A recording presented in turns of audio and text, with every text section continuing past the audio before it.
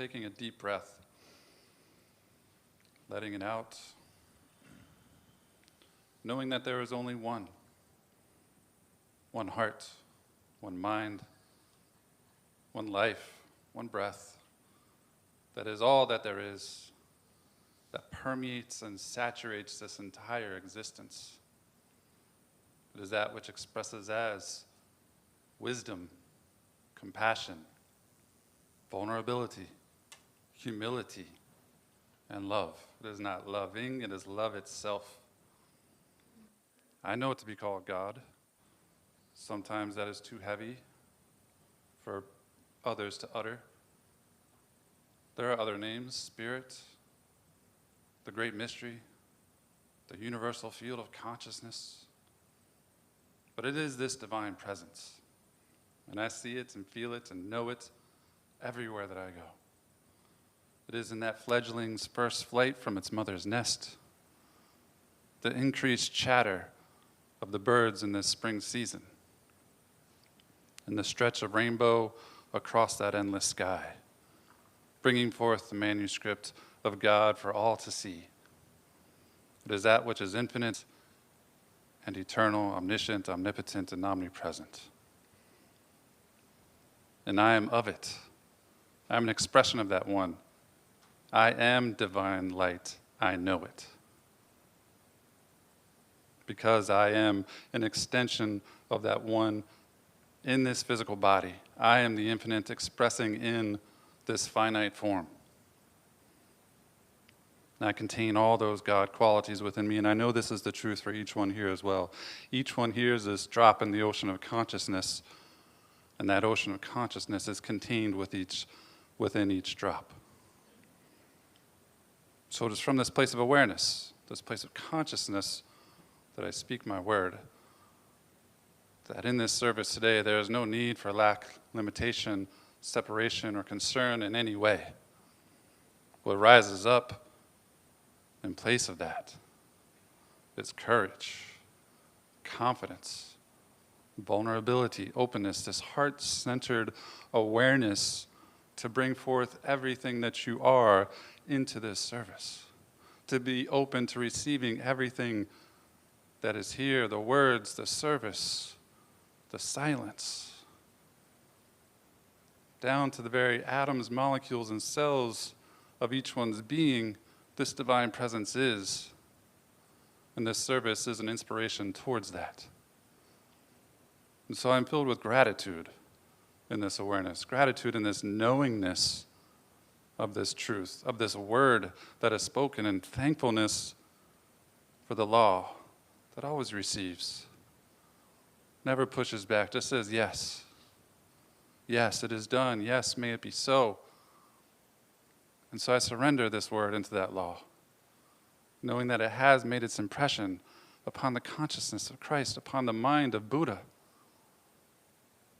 And I simply say, and so it is.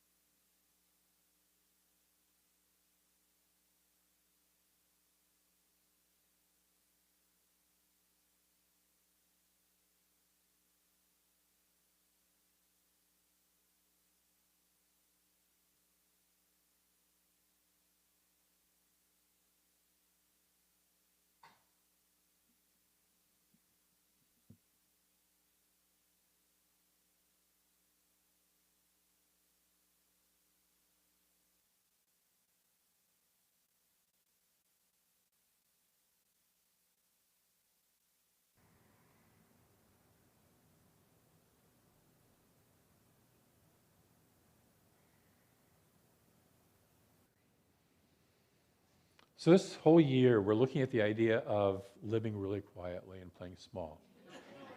Oh, no. Living out loud. Living out loud, yes. And this month, we're going to explore the power of vulnerability.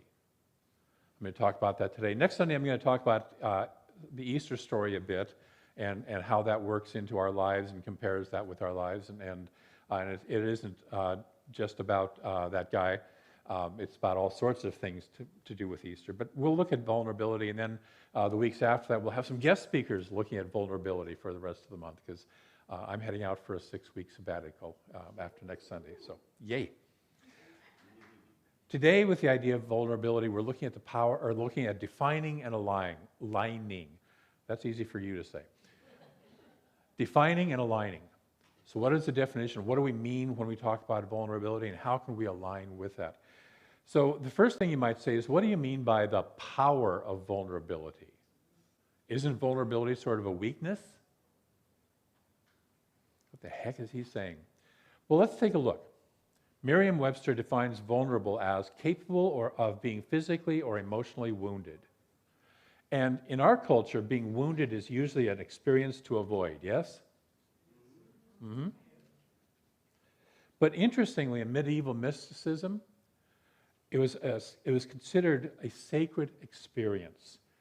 Rumi, the poet Rumi, says, "The wound is the place where the light enters you."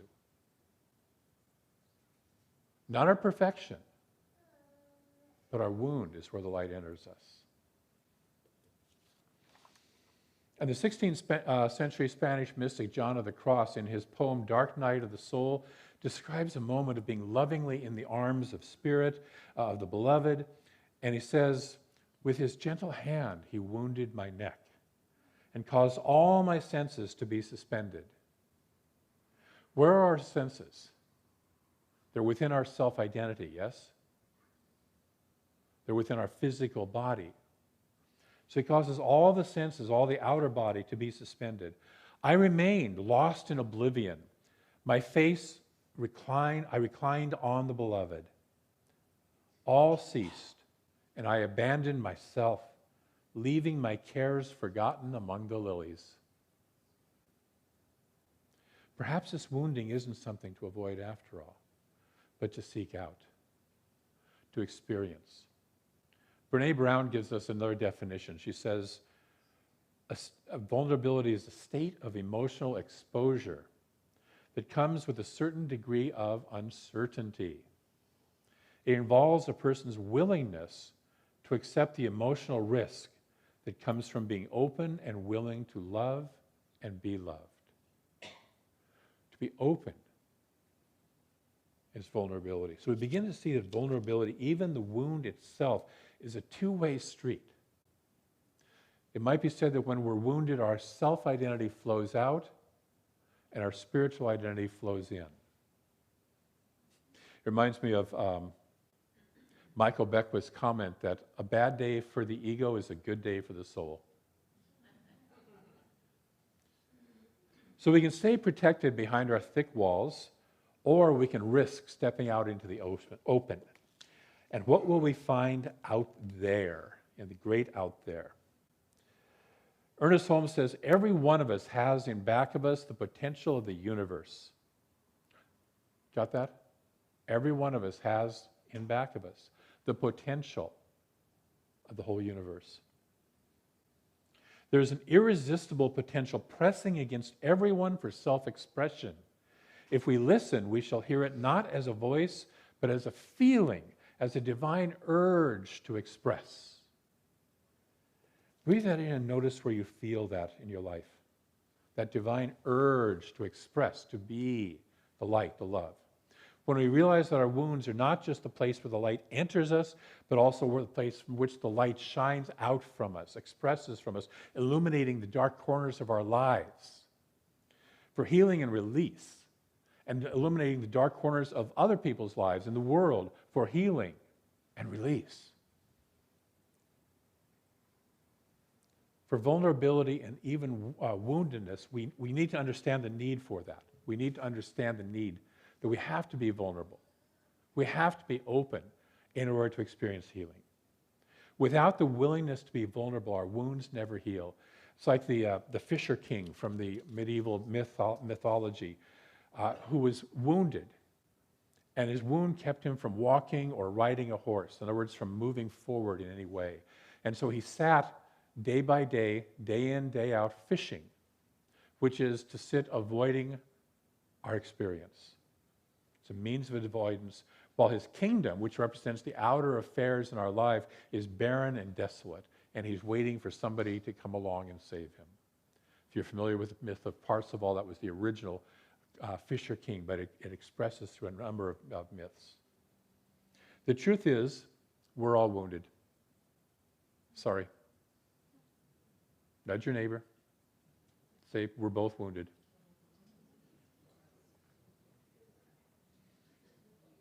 And we have the choice of hiding our wounding, secretly hoping someone will come along and save us,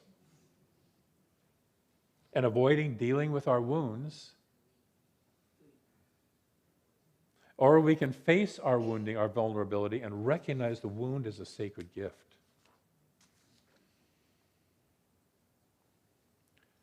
Stephen Russell says, who's an actor and voice artist, says, vulnerability is the only authentic state.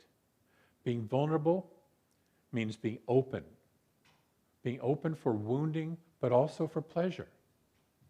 Being open to the wounds of life also means being open to the bounty and the beauty of life.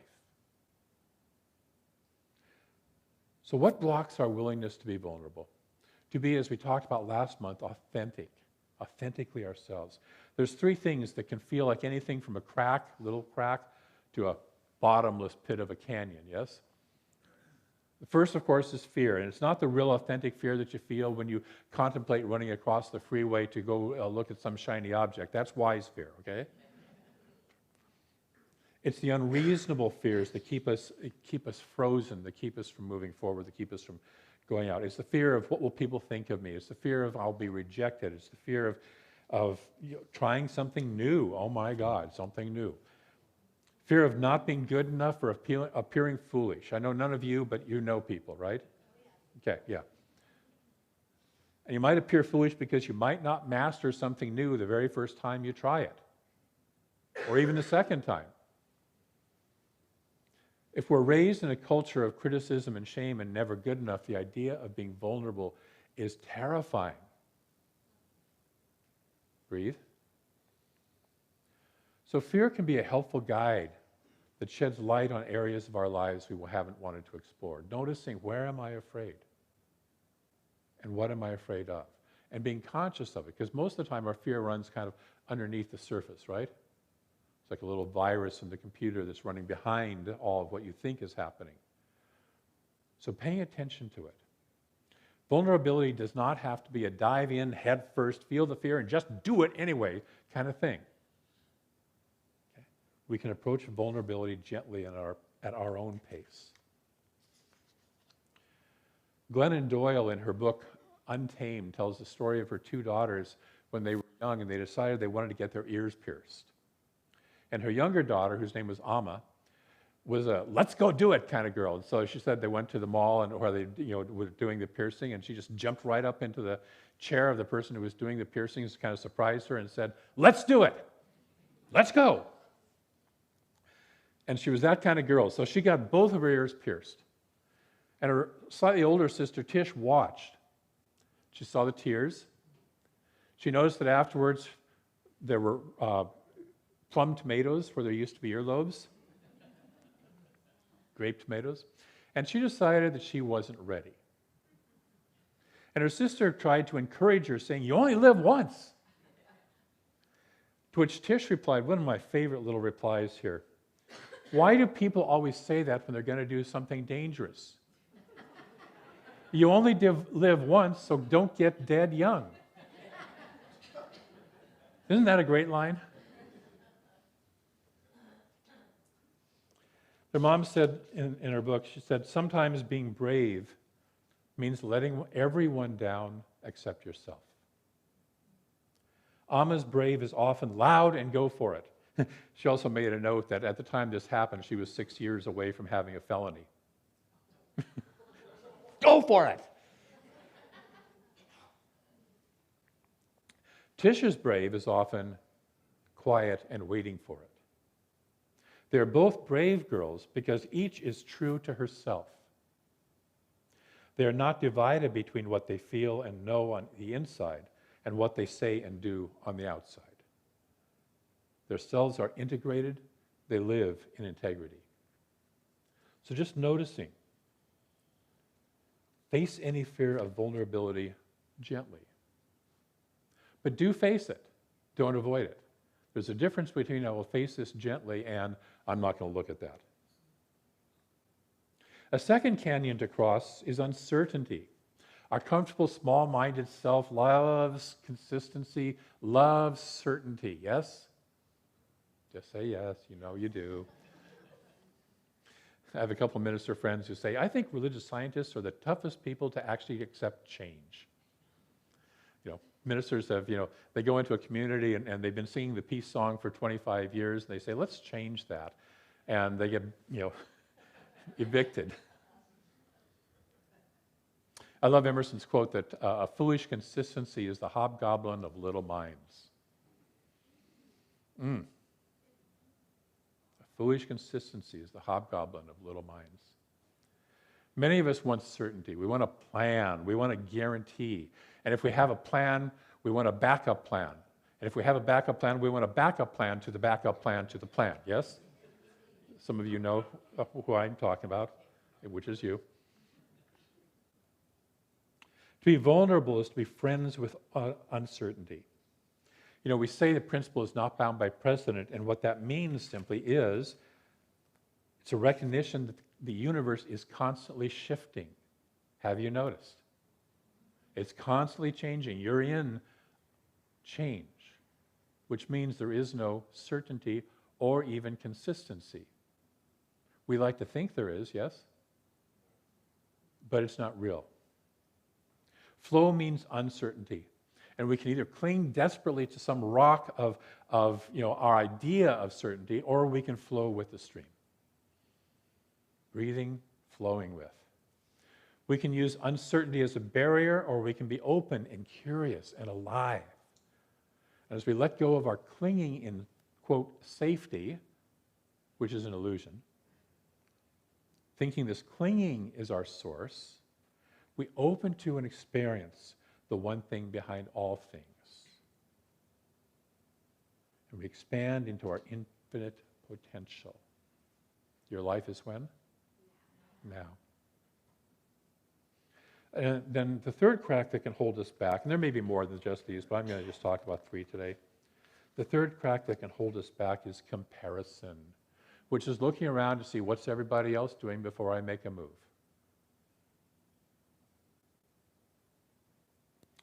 And this gives away our power to everybody else, right? And it doesn't let us hear the sound of our own authentic voice that wants to come through.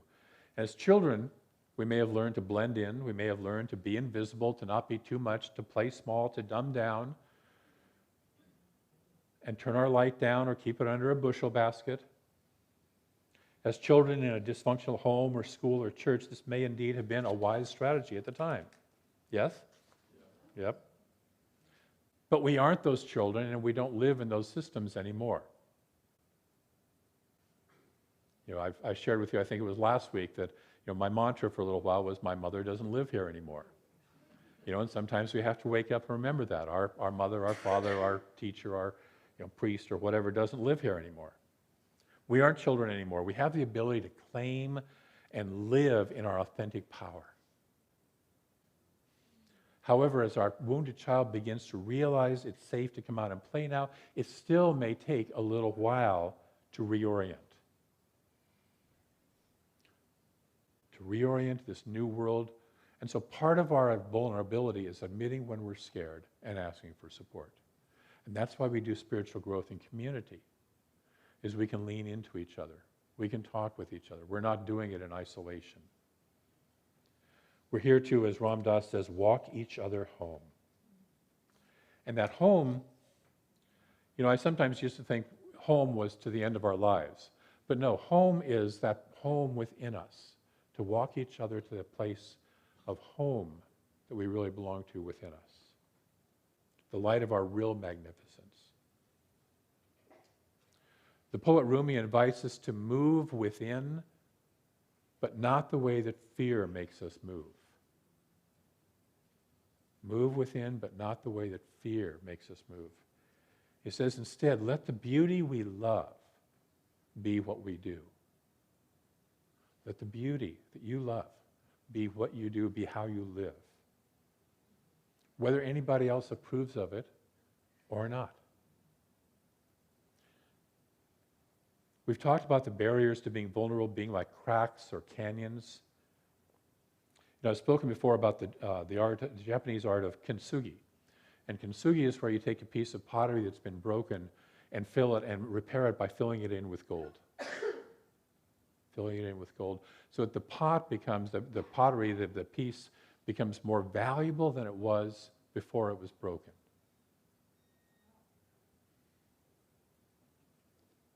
Being vulnerable opens us to the flow of the gold of life,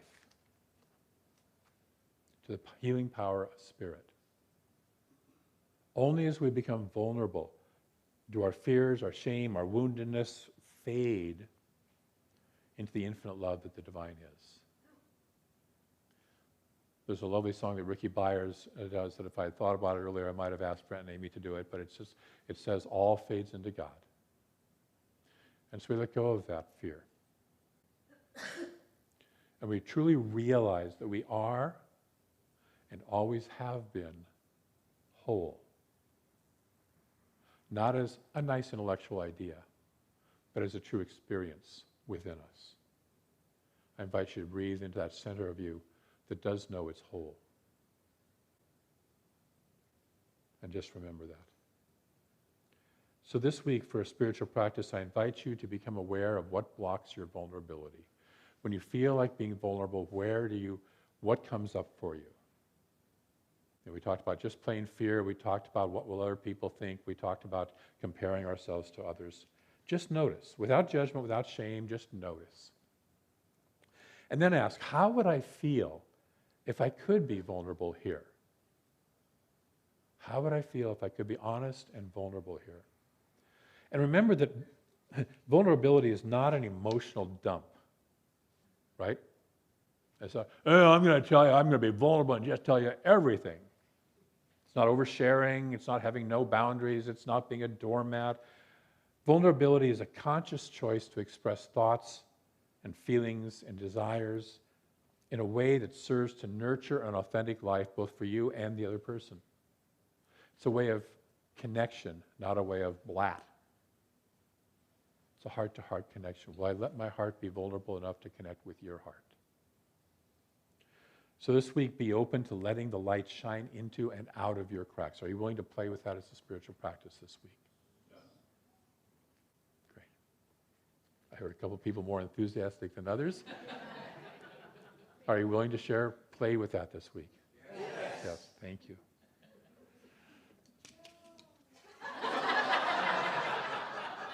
And that's honest too.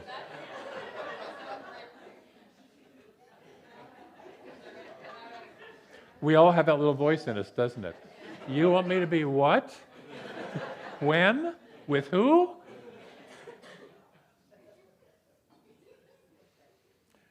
I'm going to close with a quote that comes from Nadia Bolz-Weber from her book, Shameless. We can only really know and be known when we show how life has marked us. I never really feel a connection to someone until they have shared with me the lumpy, broken, or even petty parts of themselves. Our pain and failure, the things we so often try to hide, the things that create shame, the things that scar, are what gives us texture. And without texture, there is nothing for others to connect to. I invite you this week to be you, just authentically, honestly, vulnerably yourself. We have an affirmation. I risk, say this with me, I risk being vulnerable to the light to let the light shine into and out of me. And again, I risk being vulnerable to let the light shine into and out of me. And so it is. And Brent and Amy have and Scott have a wonderful song for us.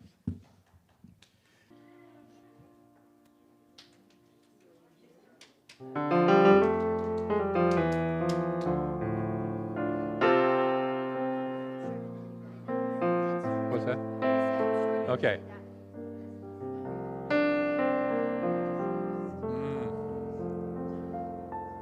So I invite you to look around at the faces and the hearts of the divine.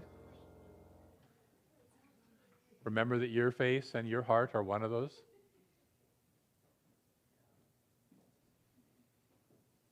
We have somebody resituating, relocating.